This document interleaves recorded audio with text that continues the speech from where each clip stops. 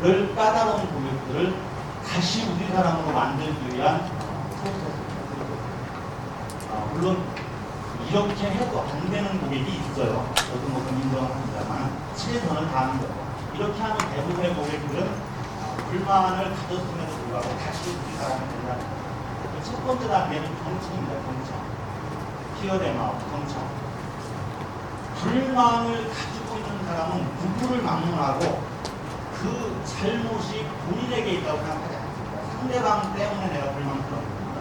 근데 여기서 불만을 가지고 찾아오는 사람한테 나도 할 얘기가 있다 하면서 경청하지 않고 말을 많이 하면 화가 더 나게 됩니다. 일단 어쨌든 무슨 이유에서 화가 난 사람들이기 때문에 일단 들어줘야 된다. 뭐 때문에 화가 나는지는 모르지만 들어줘야. 이 불만을 표현하는 사람, 화가 나는 사람은 남들이 열심히 들어준다는 것 자체만으로도 열이 100도로 올라갔다가 듣는 것만으로도, 이건 뭐 학술적인 이론은 아닙니다. 제가 그냥 이해하기 쉽게 말씀드립니다. 열심히 들어주기만 해도 한 80점 떨어져야 됩니다. 그렇잖아요. 내 안타까운 속상함을 들어준다는 것 자체가 내 화가 풀리는 거예요. 그 다음에 여기서 다시 공감을 해줍니다. 그런 일이 있었습니까? 그렇다면 정말 화가 나겠네요. 저라도 화가 났습니다. 이해가 됩니다. 이게 바로 공감입니다. 그러면 80도에 가면 60도로 떨어져요. 그 다음에 사과라고 하고, 정말 죄송합니다. 이때 이제 중요한 것은 내가 잘못을 안 하고 우리 팀원 중에 다른 사람이 잘못할까 하더라도 내가 사과를 해줘야 돼요. 그럼 내가 그 일 처리하지 않았는데 김 누가 했는데 이건 아닙니다. 누가 했든 우리 조직원이 했다는 내가 대표해서 사과를 하라. 정말 죄송합니다. 네, 마지막으로 책임을 져라. 행동에 책임을 져라. 이 부분이 좀 어려운 부분인데, 책임을 져라. 어떻게 책임을 질 수 있을까요? 예를 들면 물건 같은 즉시 교환해드리겠습니다. 이런 것도 있고요. 근데 사실 이 책임 부분은 참 어려워요. 그냥 돈이 들어가는 거예요. 교환해주고 뭐 리플제도 얘기합니다. 쉬운 일이 아니거든요. 근데 이 책임 부분과 관련해서 가장 중요한 것은 바로 CS 조직.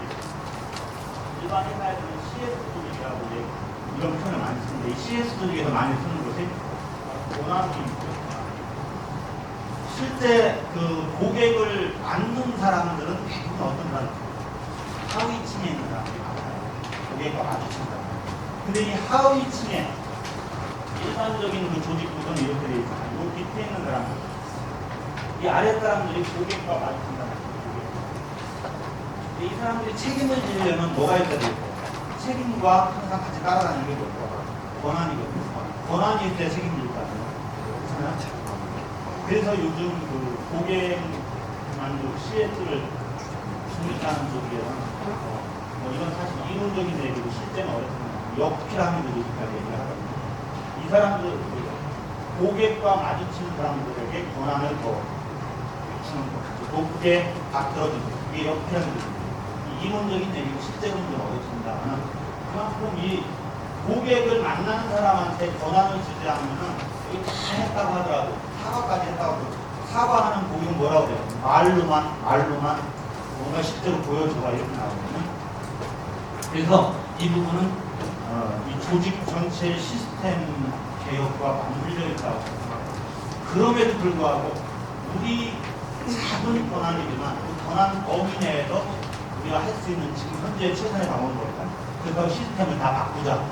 이것도 쉽지 않다면 저는 그런 생각을 하거든요. 성의를 보여주는 거. 이 아랫사람이 권한이 없다는 것은 다 알아요. 고객들이. 네가 무슨 힘이 있겠나. 이렇게 생각한다는 거죠. 그렇다면 어떻게 하면 될까요? 그럼에도 불구하고 최선을 다해서 뭔가 해주려고 하는 그런 좀 의지나 노력, 이걸 높이 산다는 거죠. 너는 힘은 없지만 네 수준에서 최선을 다해서 뭔가 해주려고 노력을 하고 있구나. 여기에 고객은 반응한다. 그래서 뭐 당장 우리 직원에게도 총장님 이상의 권한을 주십시오. 이런 어려운 얘기보다는 책임자로서 담당자로서 최선을 다하는 모습만 보여줘도 고객은 이해를 한다. 그렇게 가요. 그래서 까다로운 고객들은 그런 식으로 경청 열심히 끄덕끄덕 들어주고 뭔가 그런 일이 있었으니까 그렇다면 저라도 그런 일이 있었다면 저라도 아마 화가 났을 겁니다. 충분히 이해가 됩니다. 그 심정을 진심으로 사과드립니다. 제가 최선을 다해서 노력을 해보도록 하겠습니다. 이 말에 열받았던 그 사람이 점점 노력이 떨어져서 정상적인 인간이 됐을 때 이때 다시 대화를 해결하는 거죠. 이거는 가정에서나 직장의 인간관계에서도 동일한 거죠. 화난 사람하고 같이 말싸움하지 마시고 단계적으로 열을 떨어뜨린 후에 정상화시켜라. 자, 이제 마지막입니다. 요것만 하고 끝내겠습니다.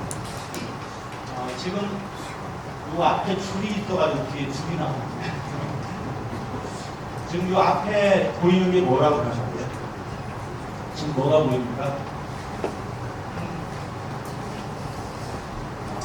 제가 무슨 꿍꿍이를 못 치는 분을 하고 박수를 잘 안 하시네요. 솔직하게 뭐가 보입니까? 점이 보이죠, 점이 보입니다. 어떤 분들은 제 의도가 뭘까, 질문의 의도가 그걸 자꾸 생각하시는데 그냥 순수하게 보시면 돼요. 점이 보입니다. 근데 이 겉에 드러나는 잘 보이는 이 점 이외에 윗바탕을 잘 못 보는 경우가 있어요. 윗바탕은 뭐죠? 바탕은 뭡니까? 흰색 바탕이 훨씬 더 큰 거죠. 근데 우리 눈에는 그게 잘 안 보입니다. 제가 이런 말씀을 드리는 이유는 지금 제가 여러 가지 이론들을 좀 설명을 했거든요. 일부 스킬도 말씀드렸습니다. 구체적인 스킬업까지 하려면 적정 인원을 가지고 계속 스킬 실습을 해야 되거든요. 거의 마인드업에 가까운 강의를 제가 했어요. 근데 스킬이든 제가 말씀드린 몇 가지 이론이든 그거는 제 생각에 저 전체 중에서 점 정도밖에 안 되거든요. 더 큰 밑바탕은 뭐냐, 몇 가지 스킬, 인사를 90도냐 85도냐 더 30도냐, 그것보다 더 중요한 것은 바로 고객을 사랑하는 마음이 바탕이에요. 휴머니즘이라고.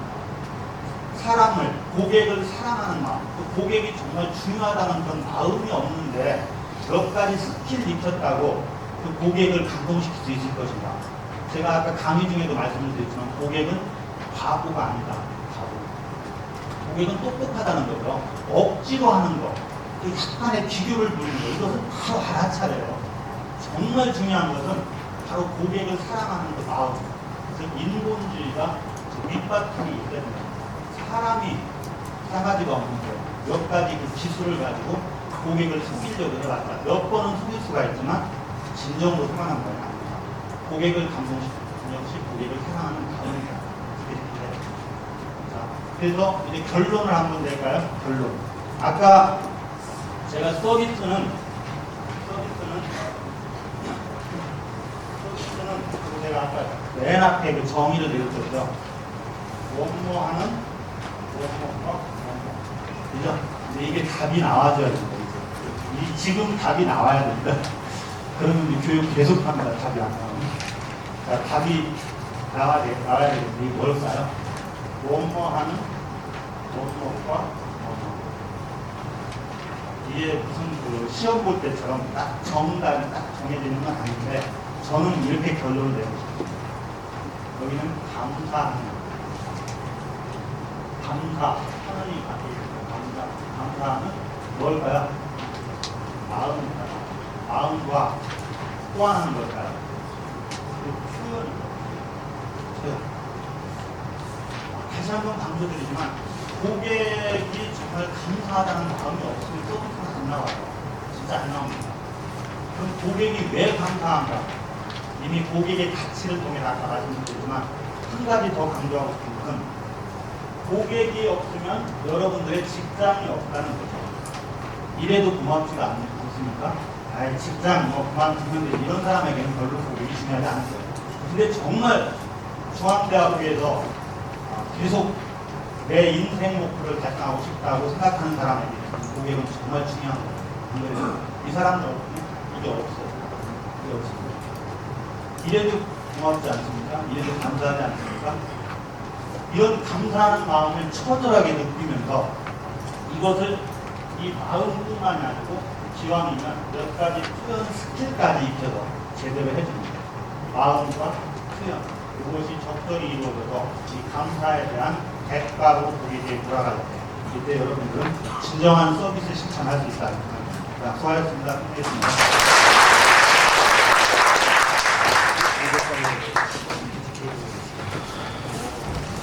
감사 마인드 감상 과정 준비하면서 강사님들께 한 시간을 드렸더니 굉장히 부담스러웠습니다. 그런데 요점 정리를 잘해서 압축된 내용을 잘 들었습니다.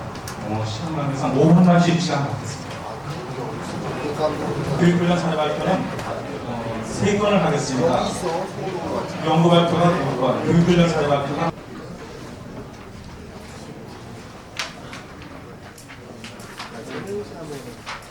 안녕하십니까. 준비 과정에 문제가 있어서 죄송합니다. 중앙도서관 전자정보팀 유충섭주입니다. 좋은 연구 과제들이 많음에도 불구하고 저희 전자정보팀에서 발표하게 돼서 송구스럽기도 하지만 한편으로는 영광스럽게 생각합니다.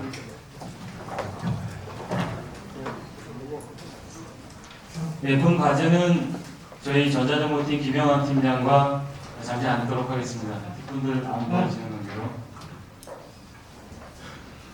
네, 본 과제는 저희 전자정보팀 김영환 팀장과 나창원 선생 그리고 제가 공동으로 수행하는 과제고요. 제가 김영환 팀장님을 대신해서 발표하게 됐습니다. 제목이 길죠? 발표 내용은 짧습니다. 잠시만 눈과 귀를 모아주시기 바랍니다.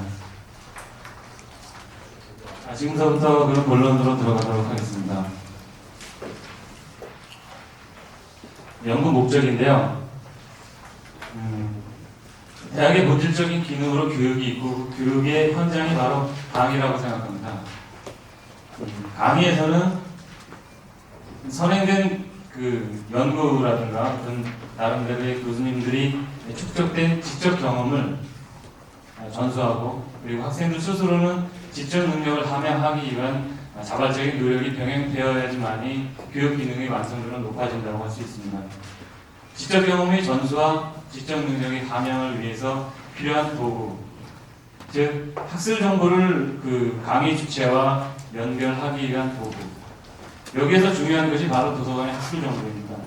단순한 정보 검색 이상의 좀 쉽고 편리하고 정확하게 이 도서관 학술 정보를 강의 주체인 교수와 학생에게 연결하기 위한 도구가 필요했습니다. 도서관에서 학사원협회에서 진행하고 있는 강의 계획서를 활용하게 될 경우 좀 더 정확한 연결 도구가 될 것이라고 판단을 했고요.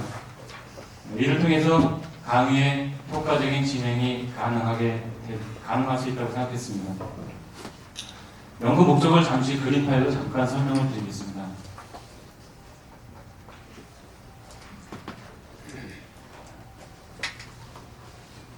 지금 보시는 것이 강의 계획서의 예시고요. 그다음에 지금 보시는 화면이 정보 검색 화면입니다. 그동안에는 학생들이 이런 정보 검색을 화면을 통해서 많이 강의와 관련된 도서들을 접근할 수 있었습니다. 그런데 강의 계획서를 활용하게 되면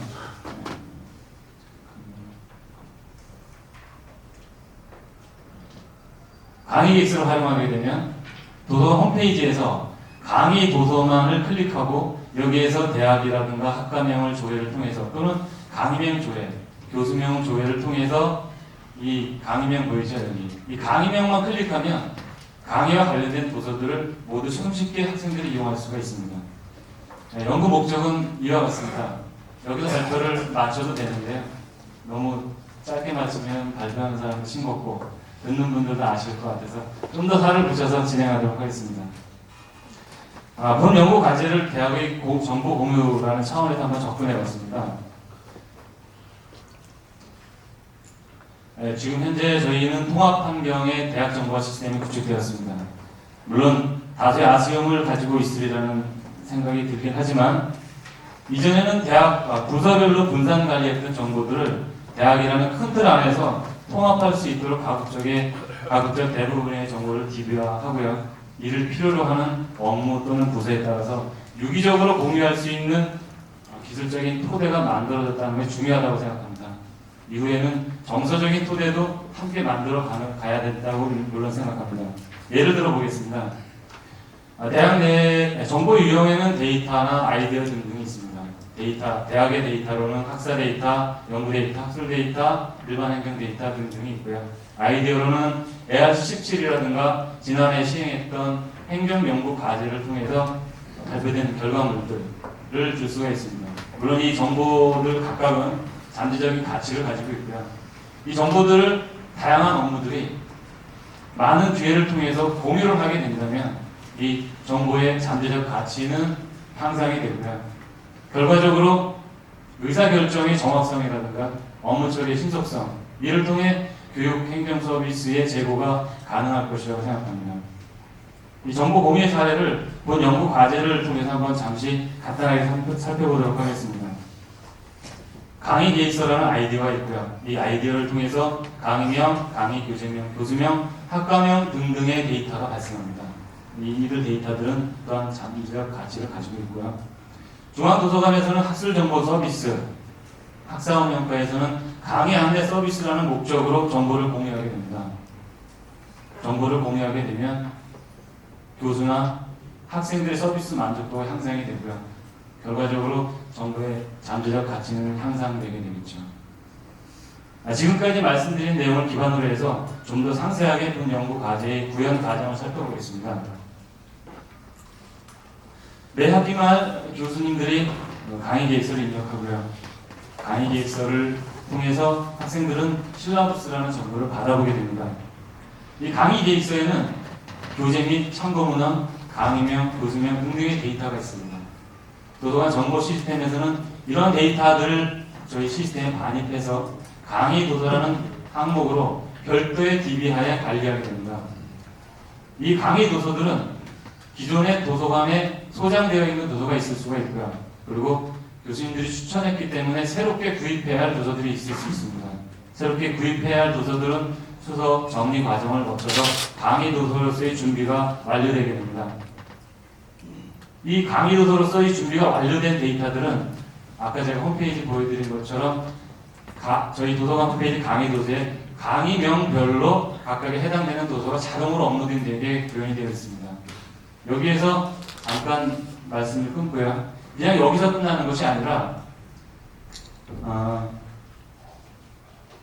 도서관에서는 이 강의 도서에 보시는 바와 같이 여기 분류번호라는 것이 부여가 됩니다. 지금까지는 교수님이 추천한 도서만 강의도서 홈페이지에서 볼 수가 있지만 저희 도서관에서는 이 강의별로 올려져 있는 도서의 분류번호를 기준으로 해서요. 향후 구입될 도서들도 결국 분류번호를 갖게 되거든요. 그럼 이것을 월 단위, 주 단위로 다 크로스 체킹을 시스템에서 자동으로 처리하게 됩니다. 그러면 구입될 도서들 중에서 강의와 관련된 도서들은 이제 추출이 되겠죠. 그럼 이 추출된 도서들을 바로 강의도서 홈페이지에 그냥 올리느냐? 그냥 올리는 것이 아니고요. 교수들한테 자동으로 이메일을 보내서 이 도서가 적합한지 아닌지를 판단해달라는 적합성 평가 과정을 거치게 됩니다. 그래서 교수님들이 그냥 이메일을 통해서 적합하다고 구입 체크 한 번, 두 번만 해주고 등록을 하면 그것이 저희 시스템으로 자동으로 날라와서 시스템에서는 이것이 이 강의에 적합하다고 판단이 된 도서라구나 해서 판단을 해가지고 정기적으로 이렇게 주 단위, 월 단위로 강의도서 홈페이지에 업로딩하게 됩니다. 지금 이 업로딩된 도서들은 학생들의 입장에서 수시로 강의명만 클릭하면 이용할 수 있고요. 여기에서 교수로부터 수강생까지 이르는 단계 속에서 다음에 두 가지를 살펴볼 수가 있습니다. 첫 번째, 정보 공유 차원에서는 교수서부터 학사 운영과 도서관 수강생에 이르는 정보 공유 현상이 일어났고요. 이를 통해서 강의 계획서와 도서, 학술 정보의 가치가 상승되게 됐습니다. 원래는 지금 요까지 하고서는 직접 홈페이지를 들어가서 여러분한테 시연을 보여드리려고 했는데요. 지금 네트워크 사정이 여의치 못해서 요가 생략하기로 하고요. 잠시 아까 보여드린 또 화면을 통해서 설명을 좀 잠깐 드리겠습니다. 이게 지금 강의도서를 조회하는 홈페이지고요. 여기에서 경영전략이라는 것을 클릭하게 되면 그 도서를 리스트를 볼 수가 있고요. 그 다음에 이것이 지금 교수님들한테 보내는 그 강의 도서 적합성 평가 요청 이메일입니다. 빨간색에서 적합이라는 그 항목이 있는데요. 여기서 클릭만 한 다음에 바로 전송 버튼을 누르면 손쉽게 이 도서가 적합하다는 것을 판단할 수 있는 과정을 거치게 됩니다. 그리고 나서 네, 이 정도입니다. 그리고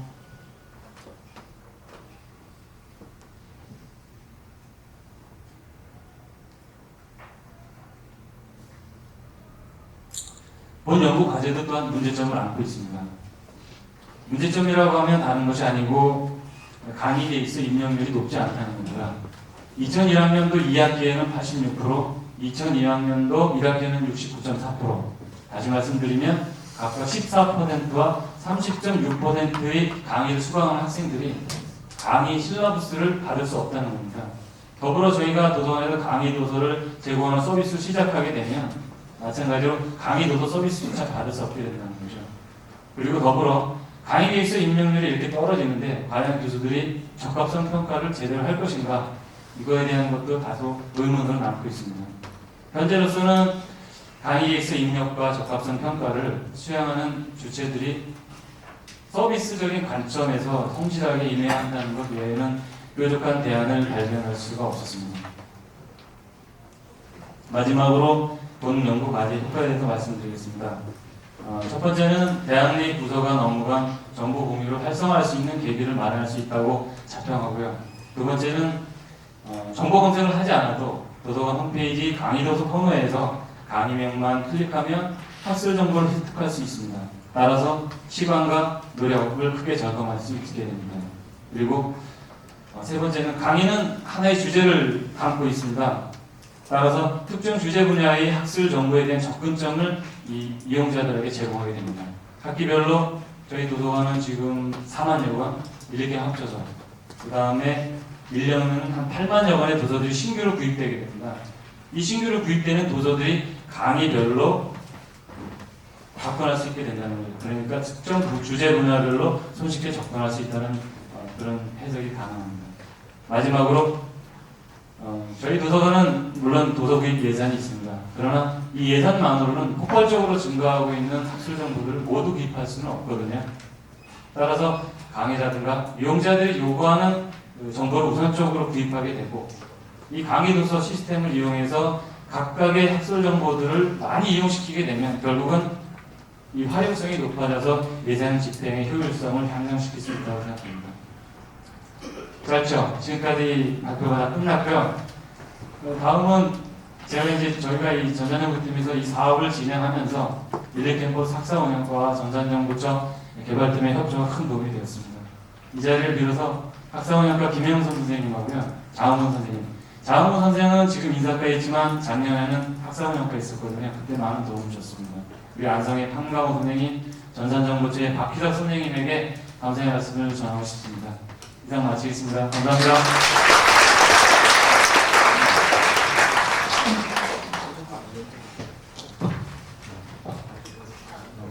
네, 이어서 윤상만님의 온수 공급 비용 절감 및 고효율화 방안 발표를 듣겠습니다. 또 심지어는 정수기로 머리를 감는 현상까지 나타나고 있습니다. 그래서 그런 시간적 제한이 한 공급 시스템의 문제점으로 대두가 되고 있고요. 건물이 아시다시피 6개, 7개로 배치가 돼서 상당히 손실이 많이 발생하는 현상이 되고 있습니다. 그리고 난방 공급이 스팀 공급하고 온수순환과 이원화되어 있습니다. 뭐 그에 여러 가지가 있습니다. 그래서 그래도 좀 안 깼습니다. 또 두 번째로 보일러 상의 문제가 있습니다. 보일러가 이게 벙커시유를 이용하는 보일러이기 때문에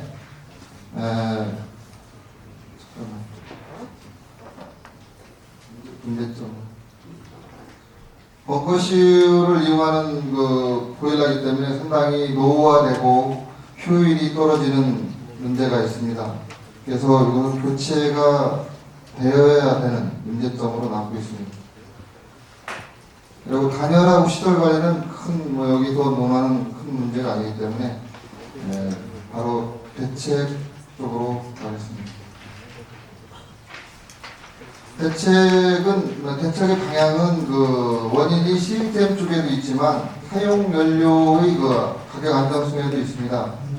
얼마 전에도 뭐 휘발유가 올라가고 경유가 올라가고 가격이 인상 요인이 많이 되고 있는 걸로 봐서 이 연료를 최대한 억제하는 그런 그 시설을 우선 적용하고요. 그리고 불가피하다면 이 연료를 적절하게 효과 있게 쓸 수 있는 제어 시스템을 구비해서 활용하는 것이 효과적이라고 봅니다. 우선 그 생활관은 온수 순환 난방 건물이 있고 스팀으로 되어 있는 이원화가 되어 있습니다. 그래서 온수 및 온수 순환 난방 건물에 대한 대책을 먼저 살펴본다면 그 대체 가능 설비로는 심야 전기 온수가 있고요. 태양열 온수기, 히트펌프로 이렇게 볼 수 있습니다. 그 자료의 비교표를 한번 봐주시면 고맙겠습니다.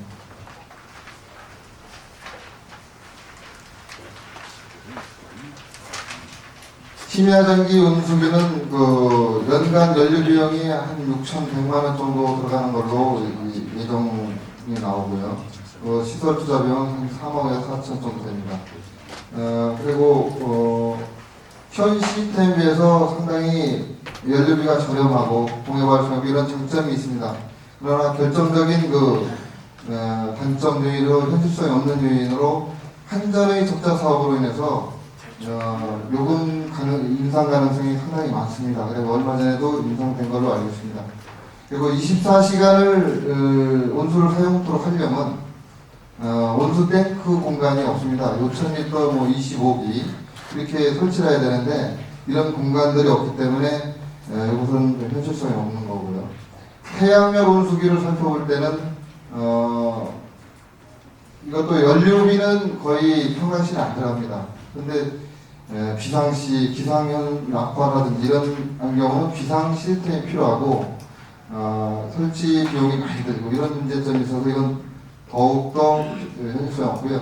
히트 펌프라는 것이 그래도 연료비 저렴하고 모든 면에서 표에 보시는 것 같이 좋은 대체 설비로 설명할 수 있다는 생각이 듭니다. 대체 범위로서는 온수뿐만 아니라 온수 난방을 하고 있는 생활관, 그리고 영덕 3호동 4인실 되고 있는 영덕 3호동 난방까지도 대체가 가능하고요. 이 원리는 냉동기 원리입니다. 냉장고를 에어컨을 거꾸로 돌렸다고 생각하시면 되겠습니다. 거기에서 발생하는 열을 이용하는 전기를 사용하는 기기입니다. 이것은 현장에 온수 탱크가 있는 현장에 설치되기 때문에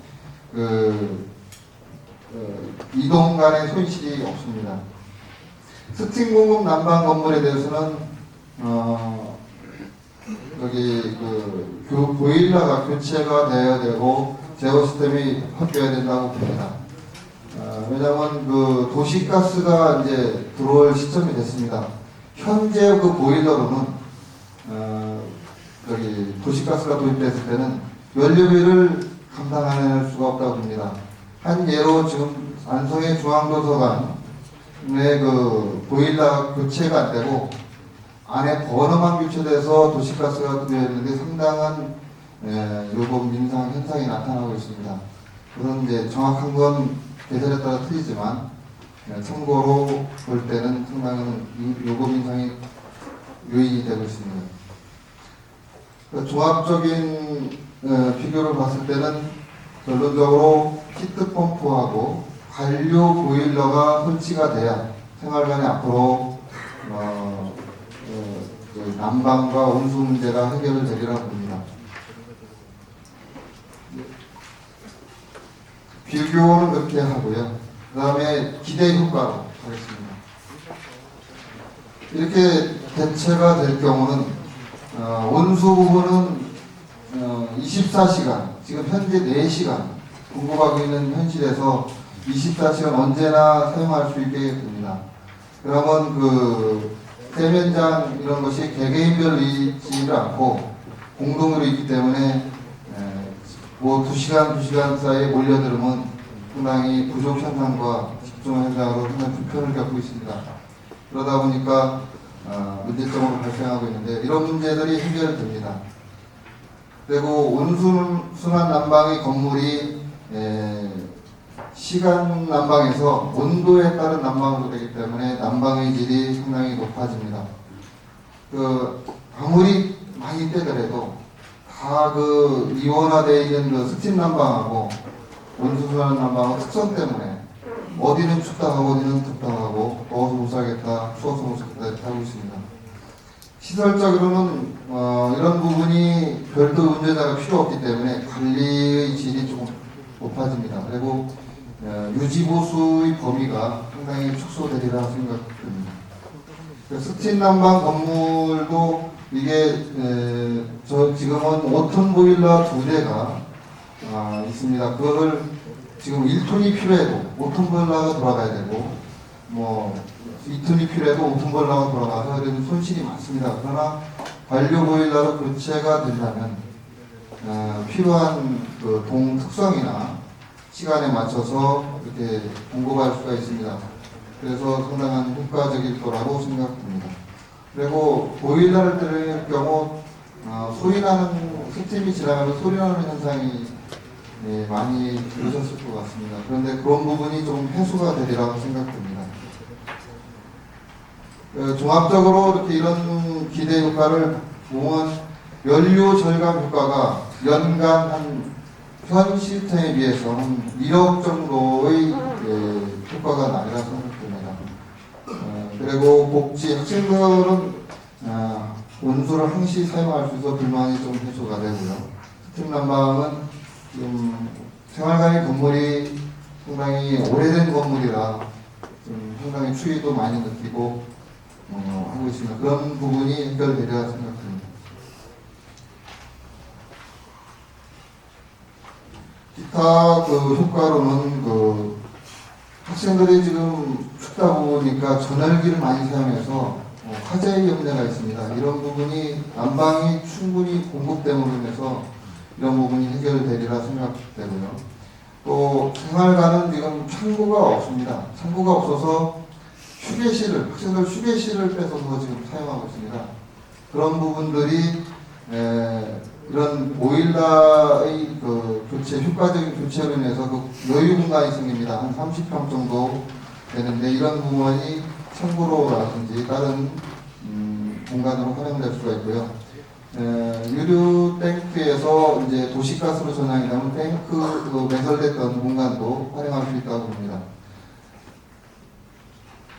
그리고 이런 저기를 시행하다 보면 돈이 항시 문제가 됩니다.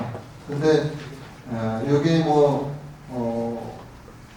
최상의 조건이라고 볼 수는 없지만 자금 조달의 방법의 하나로서 학교의 부담을 최소화시키고 시행할 수 있는 방법으로 에너지 합리화 자금이라고 있습니다. 그것은 3년같이 5년 상환으로 저렴하게 에너지 절감 시설에 대한 지원이 있습니다. 이걸 이용할 경우 연간 1억씩 연료비 절감이 되기 때문에 그걸로 대체되리라 생각됩니다.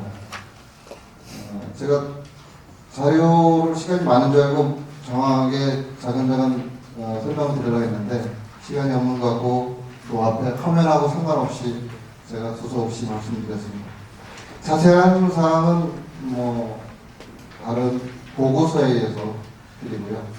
또 여기에서 저희 목적은, 제 개인적인 목적은 생활관 온수 부분을 해결하고자 시작했기 때문에 이런 부분이 검증되고 또 지적되고 또 더 좋은 안이 제공이 돼서 이루어진다면 만족하고 있습니다.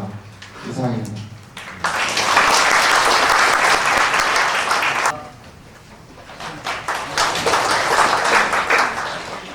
시설관리과에 근무하는 김광민입니다. 오늘 말씀을 드리기 전에 제가 의뢰받았던 시간은 20분이었고 그 시간이 지금 한 7분 정도가 남은 것 같은데 제가 3시간 동안에 받은 교육의 내용입니다. 7분 동안 최선을 다해서 전달할 수 있도록 노력을 해보겠습니다. 금방 과장님께서 말씀하셨지만 작년 10월 30일부터 3박 4일 동안 교육훈련 사례 발표를 위한 대학시설 관리직 워크숍에 참가를 했었습니다. 주로 그 내용이 대학시설 관리직에 관한 내용이었기 때문에 여러분들에게 일반적인 어떤 사항으로 말씀드리기는 부담이 간다고 생각을 하고, 마치 그 강조 중에 하나가 회의 운영 기술과 프레젠테이션 기법에 대해서 에퍼크 커뮤니케이션 양경 선생님께서 발표하신 내용이 있습니다. 그래서 그 내용을 간략하게 말씀을 드리고, 주로 내용을 진행하면서 오늘 교환 교재 119쪽의 내용이 다 있습니다. 그래서 자세한 내용은 그 내용을 참고하시고 포인트된 내용만 말씀드리도록 그렇게 하겠습니다. 예, 오늘 회의 운영 기술과 그 프레젠테이션 기법을 말씀드리는데, 회의 운영 기술은 회의란, 회의의 특징, 회의의 목적, 효율적인 회의, 이런 순서로 해서 말씀을 드리겠습니다. 회의란 일정 계획을 가지고 사회자가 주도해서 여럿이 모여서 의사결정을 해나가는 그런 활동 과정이다 라는 것은 제가 굳이 설명을 안 드려도 회의에 대한 부분 일반적인 사항이기 때문에 일반적인 사항을 설명하겠습니다. 다음. 예, 회의 특징. 회의는 상위 직급으로 갈수록 많다라고 이렇게 말씀 많이 드렸을 겁니다. 그 교재는 있는데 전사원 평균 보통 10%, 중간급 내자는 30%, 경영자는 근무 시간에 의해서 시간이 차지하는, 회의가 차지하는 시간이 60%에 달한다고 합니다. 그래서 그 회의 시간을 잘 이용하면 이익이 되지만 잘못 활용되면 손해가 많을 수도 있다라고 하는 특징을 가지고 있습니다. 그래서 이 회의적인 회의를 하지 말고 생산적인 회의를 어떻게 할 것인가라는 부분을 고려해야 된다라고 얘기를 합니다. 회의적인 회의는 천편일률적인 회의, 감독 이 모든 회의가 그냥 안 해도 되는 회의를 하는 회의는 다 안 해도 되는 회의다. 그래서 회의적인 회의입니다. 다음. 그래서 회의 생산성을 향상시키기 위해서는 불필요하고 비생산적인 회의는 과감하게 없애고 회의 기분에 충실해보자. 회의를 효과적으로 운영해보자. 필요한 회의를 만들어보자. 그래서 회의 운영 기술을 배워보자. 이런 내용입니다. 다음. 회의 목적은 보이는 부분과 같습니다. 자세한 내용은 교재에 있습니다. 다음. 효율적인 회의 방법으로서는 회의 시작 전에 어떻게 준비를 할 것이냐, 회의 시작 시에는 어떻게 할 것이냐, 회의 진행 시는 어떻게 할 것이냐, 회의 종료 시는 어떻게 할 것이냐, 이런 내용을 말씀드렸습니다. 특히 회의 시작을 하기 위해서 회의 시작 시에는 회의 아젠다를 활용을 하고 회의 진행 때는 4개 주제를 활용하면 좋겠다라는 부분이 있습니다. 다음. 회의 시작 전에는 회의실을 잘 둘러보고 모든 장비를 시험을 해보고 점검을 사전에 첨부해보자. 자세한 내용은 교재로 대체하겠습니다. 다음. 회의 시작 시에는 정시에 시작한다. 그리고 회의의 규칙을 지키자. 회의 의제를 확정해야 한다. 과제의 명료화, 이런 부분이 있는데 이 부분은 제가 잠깐 말씀을 좀 드리겠습니다.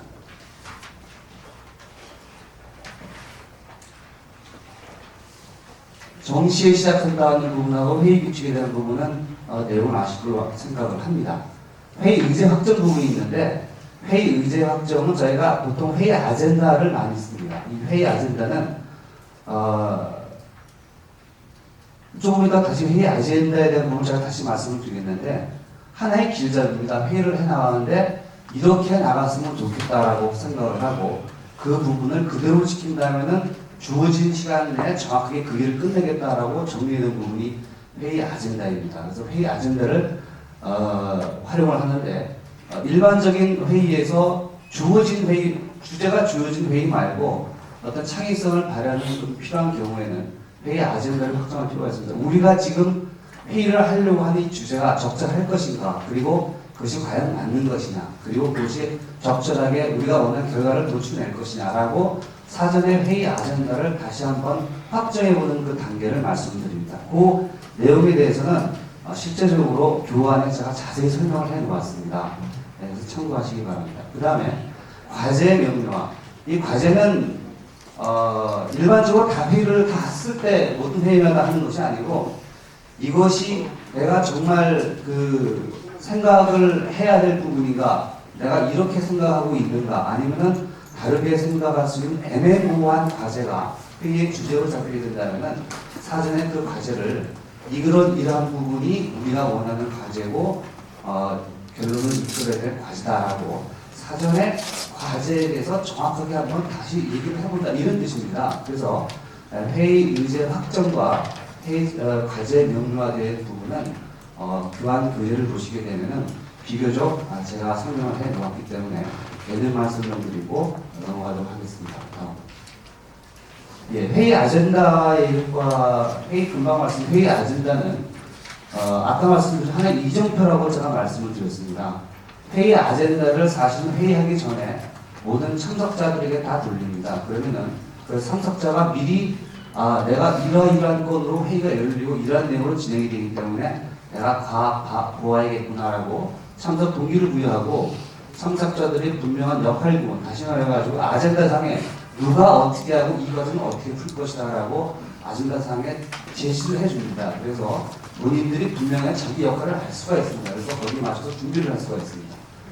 로드맵 역할, 다시 말해서 하나의 이정표, 하나의 지도이나 회의를 이끌어가는 순서도이기 때문에 그 순서도로 이해해서 이 순서도에 지나가는 얘기는 전부 다 빼놓고 하자 이런 내용입니다. 이 순서도에 포함되지 않는 경우는 조금 이따 나오겠지만 대기 주제라 그래가지고 별도로 처리를 하고 이 주제만 본격적으로 해야지만 그 시간에 끝낼 수 있다. 이런 그 의미를 가지고 있습니다. 그 다음에 회의 시간의 적절한 관리. 그 다음에 회의가 성공적으로 이루어졌느냐는 평가 기준으로 활용할 수 있다는 것. 이런 이유 때문에 아젠다를 일단 개혁하게 됩니다. 다음. 아젠다의 항목 구성은 회의 목적, 참석자, 일시, 장소, 누가 무엇을 어떻게 할 것이냐, 시간에 대한 문제, 어떻게 할 것이냐 이런 부분이 되어 있는데 이 부분의 그 내용상의 문제도 다 설명이 되어 있고 지금 그 과제를 한번 죄송하지만 몇 페이지인지 모르겠는데 한 122페이지나 120페이지 잠깐 보시면요 아젠다 활용이 있습니다. 제가 교육을 받고 와서 바로 첫 회의가 열렸을 때 저희 안성에서 승천한 신축 설계 및 사업자 선정 소위원회가 회의가 있었습니다. 그래서 거기 보시게 되면 그 아젠다의 샘플을 드렸는데 실제로 제가 활용을 하고 있고 계속적으로 회의 때마다 실시를 하고 있습니다. 그래서 이대로 한번 해보니까 정말 그대로 진행이 되고 참석자들이 다 알게 되고 그리고 그 내용으로 끌어갈 수 있는 준비 단계부터 끝날 때까지가 완벽하게 이루어질 수 있다고 봅니다. 그래서 실제로 아젠다를 활용을 하는 게 좋겠다는 부분에서 제가 말씀을 드립니다. 금방 말씀드렸듯이 대기 주제 활용 부분이 있습니다. 대기 주제는 아까 말씀드렸다시피 아젠다로 진행을 하면서 우리가 원하는 주제를 진행시키고 있는데 누가 좋은 얘기를 나왔습니다. 회의가 일정한 결론만을 만들어내는 것이 아니고 또한 창의적으로 무엇인가를 만들어내야 될 부분이 있을 겁니다. 주로 뭐 브레인스토밍 같은 경우 많이 아시겠지만 김혜중 회장에게 현대차를 팔아보자 이런 어떤 그런 그 안이 있습니다. 여러분들 김우중 회장에게 현대차를 팔기 위해서는 무슨 방법이 있겠습니까? 이렇게 되게 되면 뚱딴지 같은 소리가 나와야 됩니다. 그래서 우리가 원하지 않는 부분의 얘기가 나오게 되면은 좋은 아이디어라고 생각되게 되면 한 곳에 따로 모아두자 그럽니다. 따로 모아둬가지고 그래야지만이 본 회의가 정상기를 유지할 수 있고 유용한 창의적인 아이디어가 나왔다면 그것을 별도로 우리가 관리를 할 수 있겠다. 이런 내용에서 대기 주제를 활용하게 됩니다. 다음. 대기 중에는 지금 말씀드린 대로 아젠다상에 없으나 좋은 아이디어라고 말해주고 대기 주제 다시 말해가지고 새로운 아이디어로 나온 부분을 새로 정리해두고 거기에서 빼두고 나머지는 한다. 그리고 그 부분에 대해서는 다시 언제 어떻게 하겠다고 약속을 한다. 이런 내용이 포인트로 되어 있습니다. 다음. 예, 회의 종료 시에는 지금 말씀드린 대로 다 정리를 하고 가장 중요한 부분이 회의록을 즉시 작성한다는 부분입니다. 이것은 회의가 끝나고 하루를 넘기게 되면 회의 내용은 다 잊어먹습니다. 그래서 반드시 즉시 작성을 하고 회의 참석자들에게 그 내용을 발송하는 것이 원칙입니다. 다음.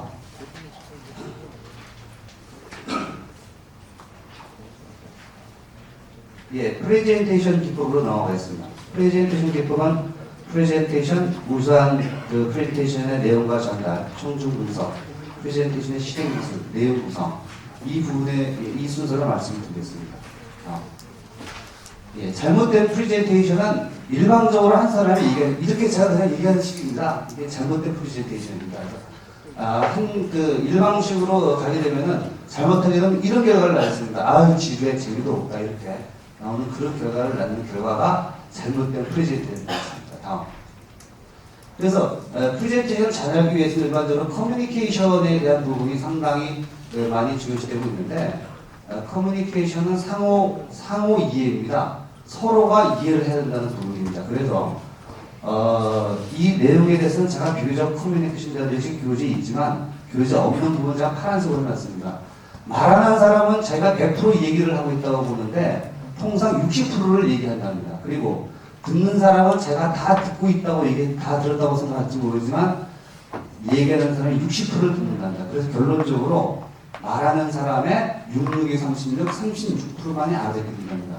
1시간 동안 교수님 강의를 듣게 되면 36%만이 잘 듣게 됩니다. 그래서 36%를 100% 올리기 위한 자기만의 노력이 있어야지만이 이것이 가능하고, 다시 말해서 얘기하는 사람이나 화자나 청자가 다 최선을 다해서 알아들으려고 하고 이 알아듣게끔 얘기하려고 하는 그런 과정이 있어야지만이 올바른 커뮤니케이션이 된다고 보겠습니다. 다음. 자, 그럼 우수한 프레젠테이션은 어떻게 할 것이냐라는 그런 내용입니다. 우수한 프레젠테이션은 내용이 좋아야 한다고 합니다.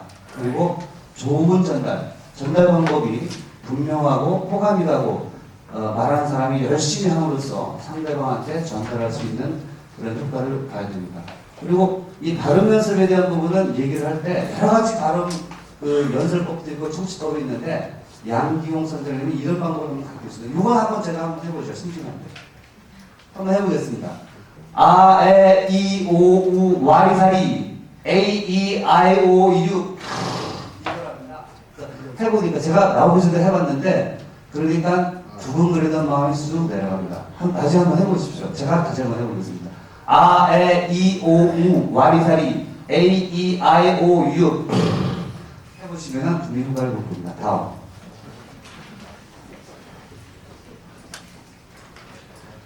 청중 분석. 청중 분석은 예를 들어서 제가 오늘 프레젠트를 하기 위해 가지고 대상자가 누구냐, 대상자가 어떤 얘기를 할 것을 분석해 보는 겁니다. 저는 이렇게 분석을 해왔습니다.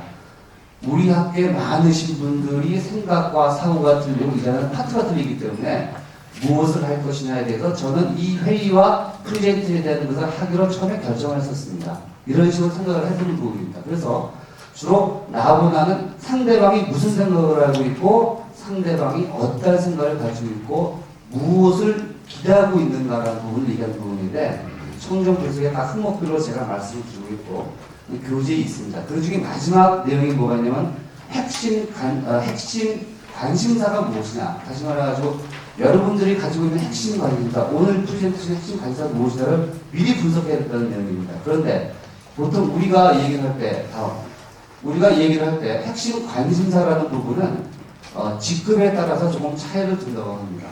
결제를 올릴 때 윗사람이 갖는 관심사가 무엇이냐를 파악하는 것이 굉장히 중요하다고 합니다. 특히 제 학교 교육기관보다 일반 사업성 있는 어떤 생산성을 요구하는 어떤 부서에서는 상당히 이 부분을 많이 차지해야 한다고 합니다. 그러나 금년에 들어와서 저는 이것이 거의 맞아 떨어지고 있다라고, 저희 학교에서도 맞아 떨어지고 있다라고 생각합니다.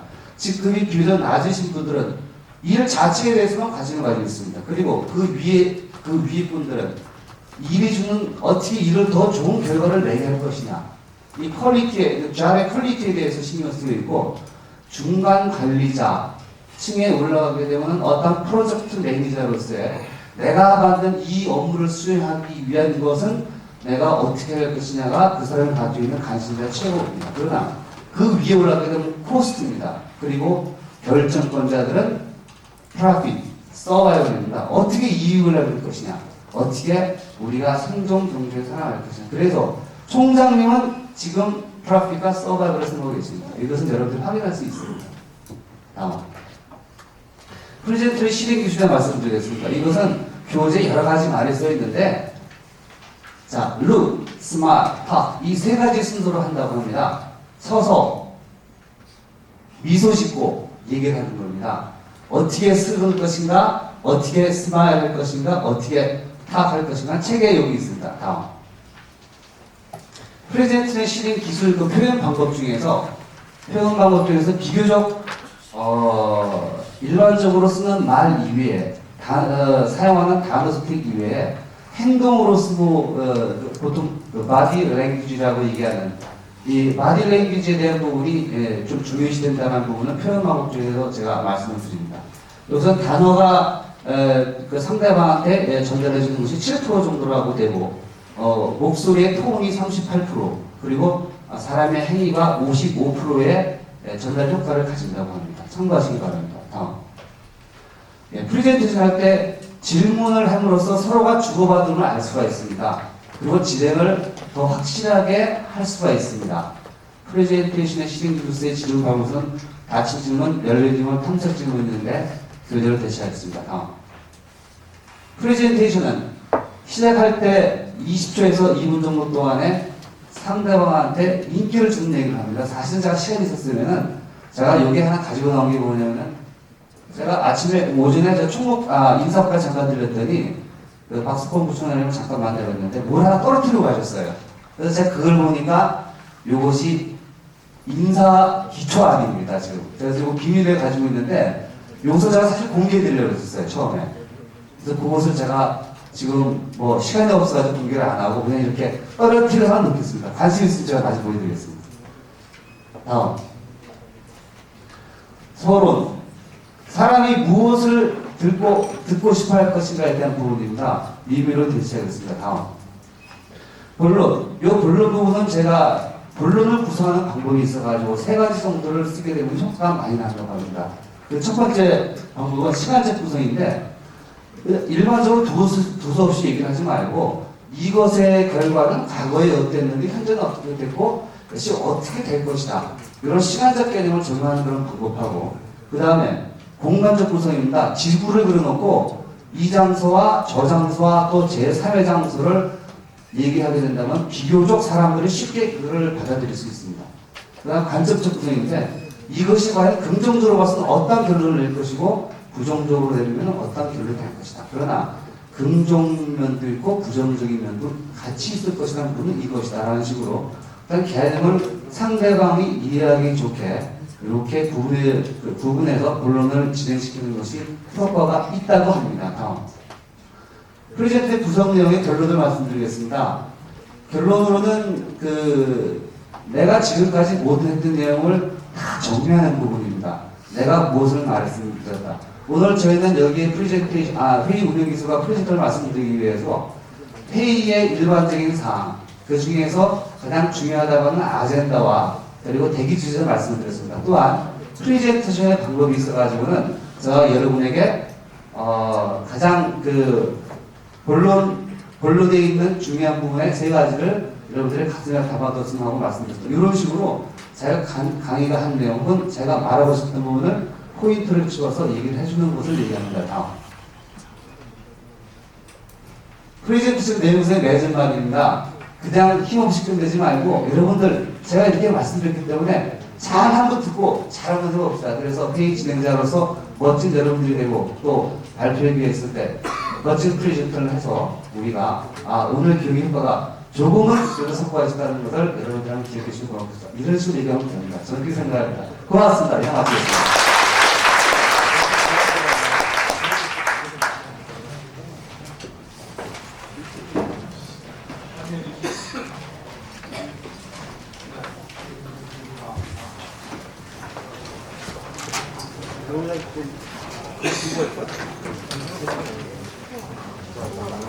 네, 발표해 주신 제분께 감사드립니다. 오전 일정 이상으로 마치고요. 오후에는 1시 30분까지 다 강의실로 가시면 되겠습니다. 그리고 3개 교시가 다 끝나면은 다시 이곳으로 오시지 말고 내일 아침은 9시 20분에 시작하는 것으로 하겠습니다. 오전 일정 마치겠습니다. 감사합니다.